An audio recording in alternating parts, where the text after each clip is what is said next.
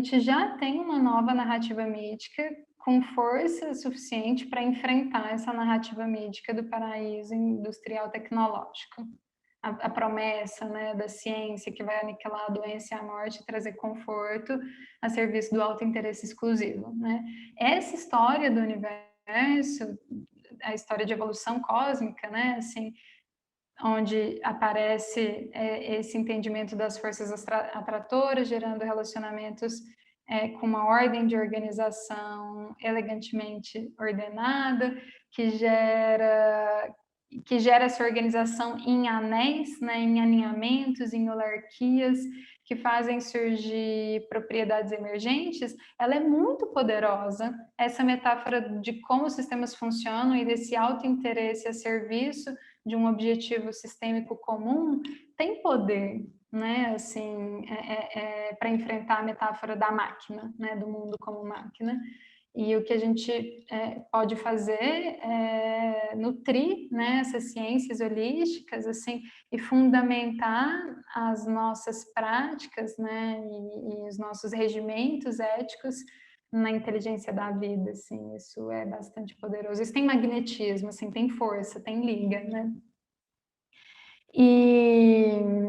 E essa narrativa implica a gente tocar esse tempo profundo que a gente só toca por conta de uma propriedade emergente, que é o pensamento abstrato, que é fruto desse processo evolucionário do neocórtex, do pré-frontal, etc., que permite a gente se ver como parte do fluxo desse processo evolucionário, e quando a gente se vê como esse processo evolucionário, não tem como a gente não responder em nome desse processo evolucionário, né? Quando a gente acessa esse tempo profundo e a gente se vê como parte dessa história, naturalmente a gente cria as condições para começar a projetar a nossa ação no mundo, seja o que for, seja uma tomada de decisão imediata, amanhã, ou seja, o design de um projeto, né?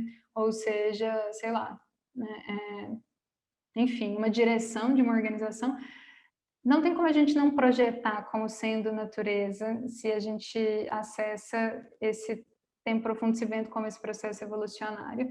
E isso implica um estudo, né, e reconhecimento de escala e de participação apropriada. Um desafio para a gente agora é esse, de entender qual que é o todo próximo, onde eu estou, né?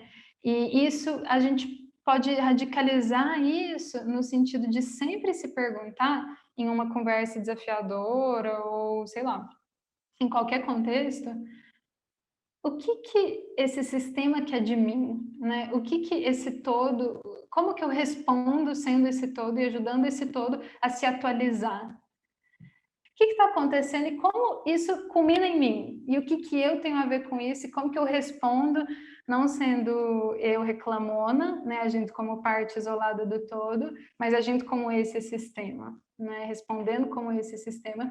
E isso, quando a gente se faz essa pergunta, é incrível, é o poder de uma pergunta aberta, né? Quando a gente se faz essa pergunta do que esse sistema, como eu respondo a isso que me acontece sendo manifestação desse sistema, isso muda tudo, a nossa resposta muda absolutamente, assim, a nossa perspectiva se amplia de uma maneira impensável mesmo, para alcançar realmente um grau de percepção que é sistêmico, né? E que faz com que a gente tenha uma agência ampliada, então a gente não age só em nosso próprio nome, a gente age em nome de algo que é maior do que a gente e que nos inclui, porque não tem como a saúde do todo comprometer o autointeresse. E isso gera para a gente um sentido de autorrealização ou de autoatualização obrigatória. Eu preciso olha que brilhante, eu preciso me realizar para esse sistema ser melhor, né? Eu preciso ser quem eu sou, eu preciso manifestar minha singularidade para gerar saúde no todo.